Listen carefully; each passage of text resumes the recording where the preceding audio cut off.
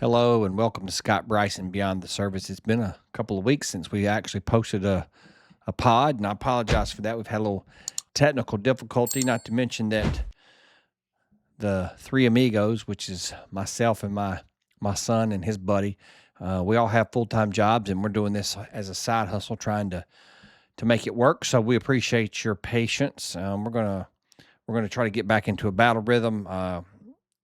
Tucker moved, and I started a new job, and Luke's going back to school. We got a lot of balls in the air, so it's tough. But we're going to keep going because the feedback that I've gotten recently, even though my platform is small, our platform is small. We're not into the hundreds of thousands or millions or whatever like some of these guys are. It's okay. Our audience is our audience, and we appreciate you. A couple hundred of you, a couple thousand sometimes is great.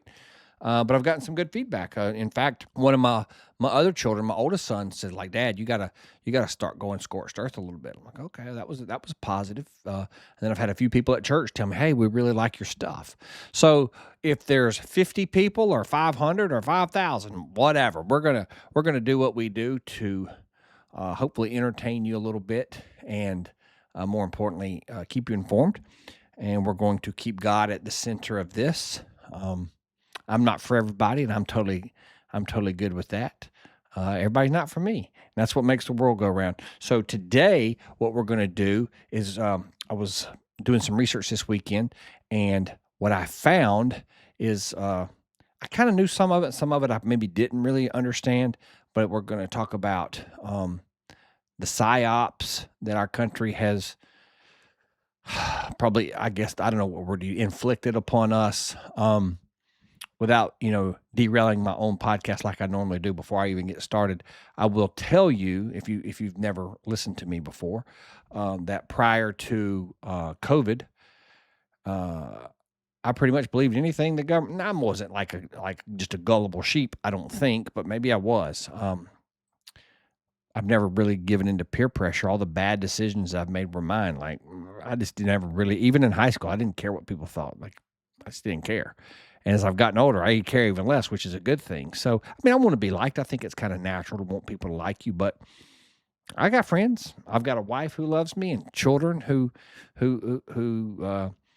don't think I'm too crazy. And we have a good time. We like to say around here, we put the fun in dysfunctional. You got to have fun. Life's short. It's a vapor, as my old pastor friend used to say, and he's not wrong. So I worked a serious job for serious people for a long time, and there's a time and a place for that, right? Ecclesiastes says there's a time and a place for everything. So I believe that as a Christian man. I'm going to try my very best to talk about these geopolitical things in the context of a biblical worldview instead of just a regular old run-of-the-mill secular worldview, which is easier said than done sometimes because I'm human and I'm flawed, just like the rest of society. But I wanted to talk today, this particular podcast, we're going to continue to weave our faith into this thing. I believe this isn't like necessarily a religious podcast, so don't freak out and leave just quite yet. You might like what I have to say, you might not. But for my fellow believers, I'm going to continue to work the Word of God in here. And again, I'm not for everybody, and I'm totally good with that. So without further ado, here's the first video for today. How do you know if you're in the middle of a psychological operation? So matching narrative is number one. Matching narrative means that I'm hearing pretty much the same messaging from media outlets, celebrity influencers, and authority. People that are in a position of social authority, not like cops and lawyers and judges, but people in social authority, like pop singers, and I won't say any names, the most popular pop singers, all saying the same shit on social media. That should terrify you to the deepest part of your core, that none of this is real, or none of this is what it seems like. If you're seeing people silenced or ostracized for disagreeing with an idea, we saw this during the pandemic. There were Harvard-educated medical doctors that were kicked off of social media, which is our greatest fear, is being ostracized socially. It's greater than death, and you can leverage the shit out of that, especially when you can manufacture an artificial tribe on social media. Just remember in your mind that if an idea requires suppression permission to exist, it's a horrible idea, There you and go. it's most likely a psyop. There you go. Good ideas don't need to suppress other Preach. people. Good ideas travel on their own. Good ideas spread on their own. It doesn't need suppression. Preach that, brother. I like that guy. I can't remember his name. I'm pretty sure he's a former CIA guy. Real sharp. I've seen several of his videos. He's been popping up into my algorithm. You know how they get you. They hook you and they pull you in. But that guy's pretty squared away. Sorry for the language, but he's not wrong. And it's like the court of public opinion seems to rule the day. And once upon a time in this court, in this country, you're supposed to be proven. You're supposed to be innocent until proven guilty. That's what it is. Lady Justice is blind. You got the scales and all that stuff. She's blind. Well, not so much anymore, especially with technology being what it is.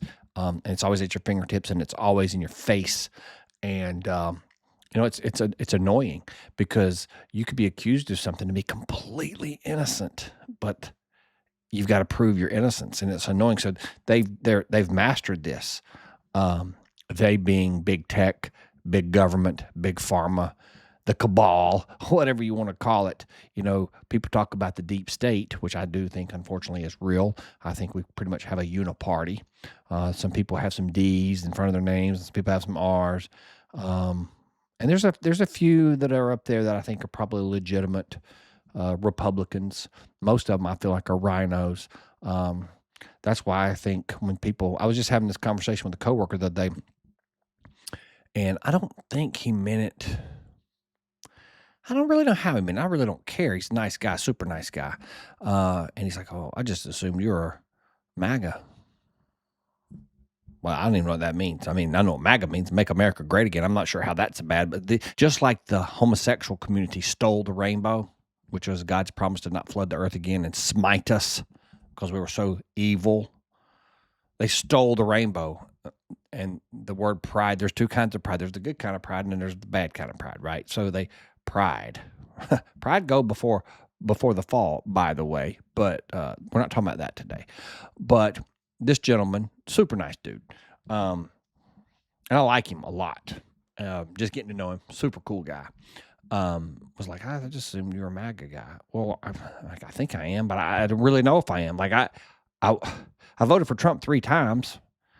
Either that makes me ultra MAGA, whatever that means, or an idiot, depending on how you look at it. But I'm not a Trump apologist, and we had a good conversation. The thing I liked about having this conversation with this guy is we had a good conversation. We didn't get mad at each other. We didn't argue because he's normal. It was like civil discourse. And I wouldn't even call it discourse. We were just having a conversation. I work with a few people that we talk about stuff like this all the time. And a few things we agree on, some things we don't agree on, but we don't get mad. Why? We're freaking normal. Whatever normal is, I think I'm normal. I'm as normal as you're going to get, so sorry. I am your litmus test for normal. If you're like me and you're like-minded and you can have a conversation with a person, then you're normal. Whether you vote red or blue, you're normal. It's the wackadoodles on both sides that have derailed the train in terms of just being able to talk to one another, have a conversation. I mean, you used to have debate. Do they still have debate teams, debate clubs in high school and college? My son was on a debate club in college. I mean, is that still a thing? I don't know if it is.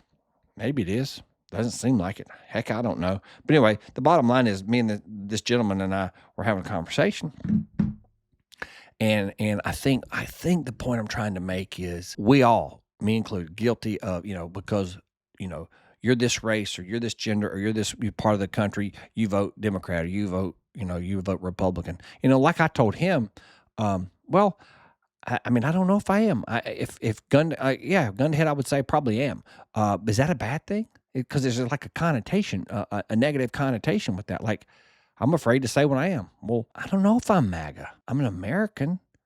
I love the Lord, Jesus Christ, not Buddha, not Muhammad, not any of these other little G gods. The only God, Jesus. I love the Lord. I love my family. I love my country.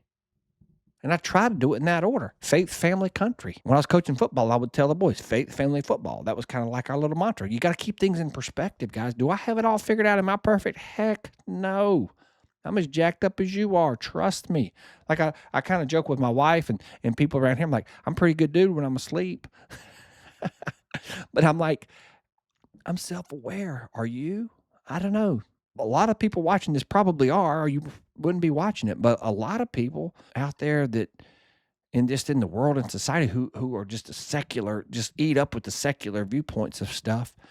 And unfortunately, some of my brothers and sisters in Christ are jacked up. We're all jacked up, but some people are able to communicate in certain ways, and some people aren't. That's all I'm trying to say. And my experience has been, if you're a believer, then whether you vote red or blue, you're generally able to have a conversation. And we can agree to disagree, totally fine. But we're able to have a conversation, which I think is the whole point. You know, you're not probably going to convince me to come over, and I'm not going to convince you to come over, but we could talk about it, or we don't have to. And I think that's what most of the people that I associate with at work or in my prior line, like especially my prior line, I work as Secret Service. Some of my best friends were liberal. I mean, not like crazy liberal. Like, sorry, I got a dog hair or something on my hat. It's driving me a little bit crazy. See, this is the kind of stuff in my videos that makes my wife cringe. She's like, oh my gosh, edit that crap out. No, I'm not editing this out. I'm normal. Normal. I think that's what people like. People don't want something perfect and staged. Doggone dog hair. But at least I didn't burp this time. One time I burped on here a couple weeks ago. And I told my man to edit it out, and he didn't. He finally did, but that was a little embarrassing. So we try to be a little bit polished. We're still a work in progress around here. So I'm trying not to burp today. If I do, we'll edit that out, perhaps. Got to be a little professional. But yeah, I mean, I don't know. I think the ability to have a conversation has just left the building. You know, like Elvis has left the building. Well, so has civil discourse. So good gracious, you know. But yeah, the point is, like, I think things get taken out of context, and people are perceived to be one way or the other, whether good, bad, or indifferent. And so it's your job as the I don't know, the victim. I can't stand victimhood, by the way. But if you're being accused of something, you got to kind of wiggle your way out of it. You know, once upon a time, it's like you're innocent until proven guilty. The burden of proof is on the DA, on the prosecutor. I mean, it still is. But out here in the private world, you know, you could say something, just say something about somebody, and it's up to them to prove it's not true. And by that time, the damage is done, which is whatever. That's not why I do this anyway. Yeah, he was like, well, I think maybe you're MAGA. Well, was that bad? Sounded like that was a negative thing. But here's what I said to him. I love my country. If that makes me bad, I'm guilty. I'm a Christian nationalist. That's so bad. That's not Nazism. This isn't the German Socialist Workers' Party. This isn't the CCP. This isn't the USSR. Get over yourselves. I mean, we have it so good. We have to make up problems. We just make up crap to be fussy about. Well, I identify as a girl, so I'm going to go be in the Olympics and win. Dude, no. XX and XY is a thing. Title IX was created for that very purpose. Anyway, I can feel myself getting off track, so we're going to reel it back in. That's the problem with not having a producer in here going, hey, man, back it up. I gotta talk myself off the ledge. But no, I think the whole crux of today's podcast is, you know, we can't just believe everything at face value. I'm going to play another video here in a second that kind of gets a little bit more into it. You know, and I like what this guy says. He's like, the answer is super simple. It's one word. Maybe. We have all kinds of conversations at this house. Did we go to the moon? Did we not go to the moon? Was 9/11 an inside job? What hit the Pentagon, an airplane or a missile? I mean, once upon a time, I was like, dude, of course we went to the moon. Of course 9/11 was the bad guys. We're the good guys. We're the freaking good guys. Are we? I would argue that my brothers and sisters, now I wasn't in the military, but my brothers and sisters in the military or police uniform are out there trying to do the good job. There's always some bad apples in the group at 10%, right? But their heart's in the right place. These first responders, their heart's in the right place. These guys in the military, they're going down range to fight for freedom and to avenge Americans' lives that were stolen. I don't know, man.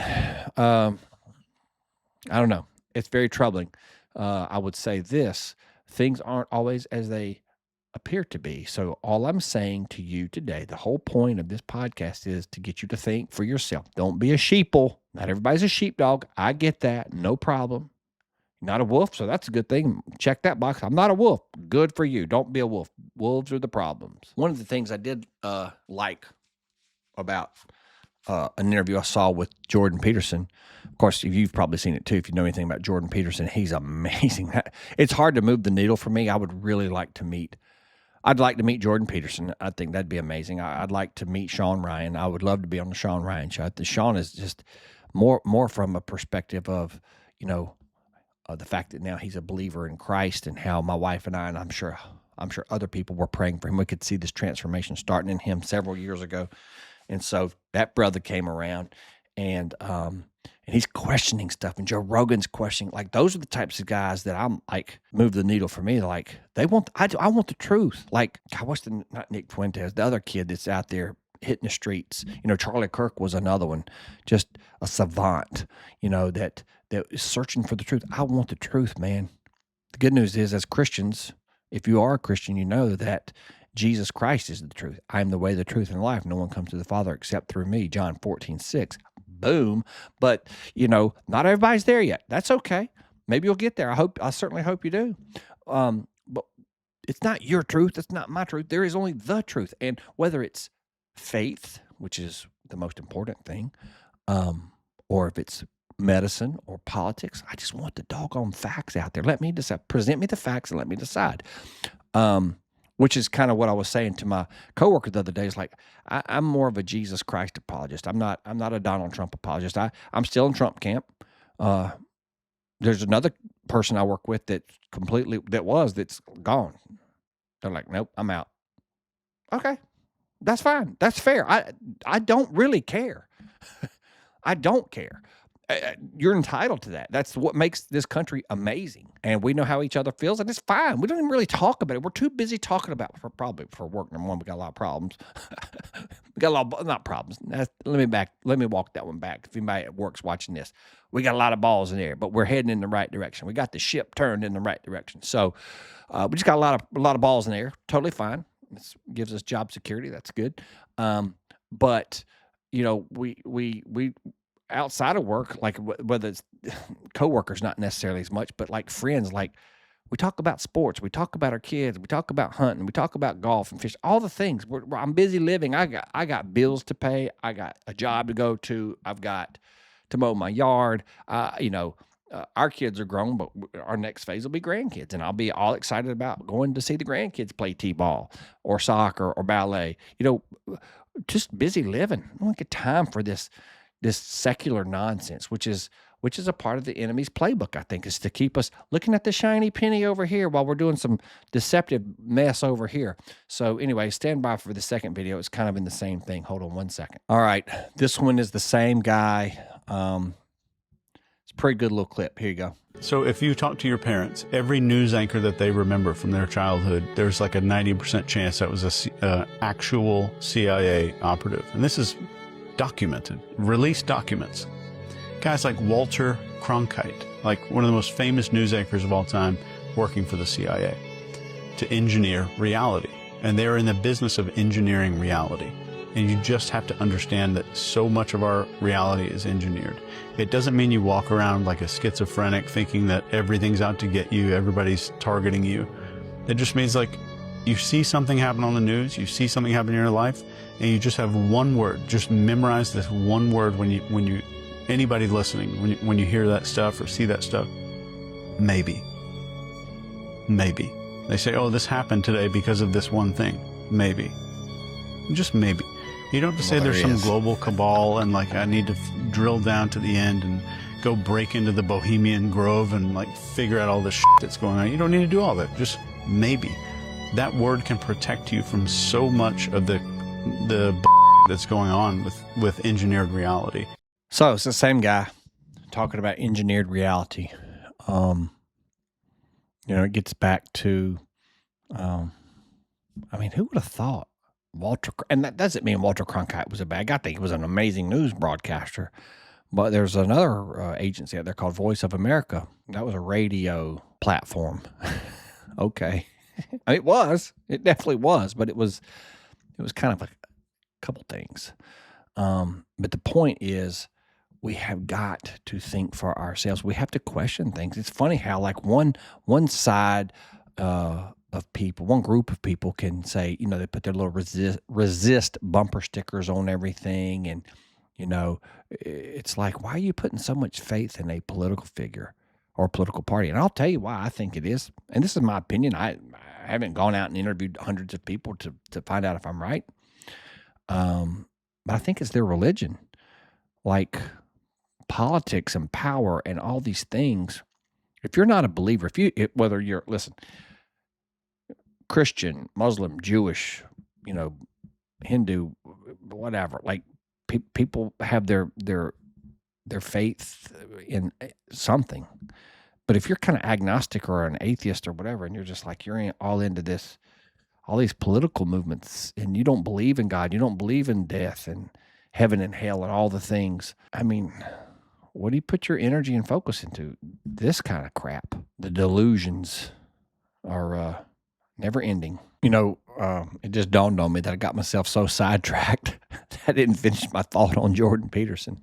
Sorry, guys. I wish this podcast was a little bit more squared away, a little bit more from A to Z, but it is what it is. You're watching it for some reason. So anyway, what I was going to say about Jordan Peterson is a couple things. He says that you're talking about young boys more than anything, but it can apply to girls too. Young boys need to do dangerous things carefully. We've gotten so soft as a society that we're afraid to let anybody climb a tree and skin their knee or get hurt. It's like, oh my gosh, yes, I don't want some kid to just wander off and fall into a swimming pool or the pond or something like that. That would be terrible. I would never want water sources or stuff like that to go unchecked, right? Shouldn't let the kid play on the pier or the dock or whatever, or gun or whatever. That's ridiculous. But they need to learn how to use a knife and whittle and all the things. And so another thing that he said that I really like this. If you guys are interested, you could go on YouTube and look up John Stossel interview with Jordan Peterson, and Jordan Peterson, man, his. Every time these guys ask these I gotcha questions, I love it when people give it back to them, but in a professional way, not in an ugly way. And when I say ugly here in the South, that means mean.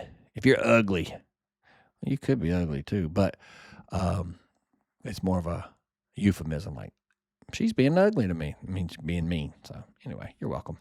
But he wasn't doing it in an ugly way. He was very articulate and everything like that. And actually, you know what? I'm just going to play it. Hold on, this is great. He can say it so much better now. This is awesome. Here we go. This is a good one.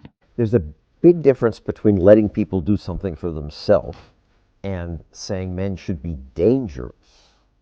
By dangerous, that implies I should be ready to threaten someone, to hurt somebody. No, you should be capable of it, but that doesn't mean you should use it. There's nothing to you otherwise. Like, if you're not a formidable force, there's no morality in your self-control.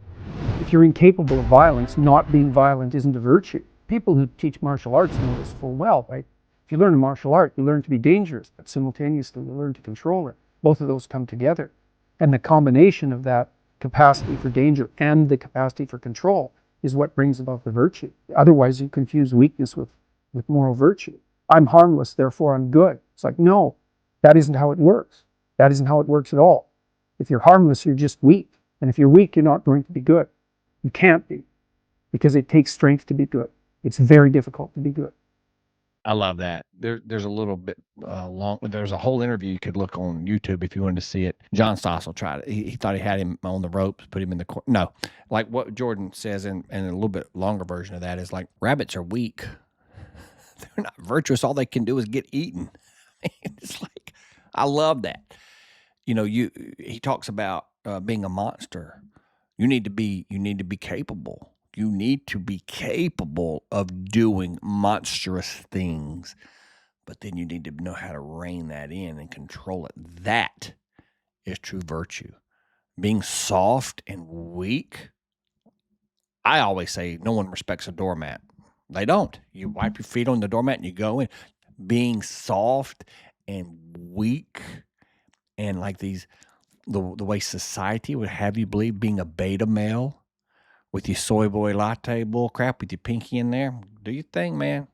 Not me. Closest thing I'm getting that's these Cherry Coke Zeros. I don't do diet, and diet's nasty, but these Zeros, they'll do the trick. Trying to cut out my sugar. Free PSA. You didn't ask for. But yeah, I mean, being strong and capable, and his example of martial arts is probably the best example out there.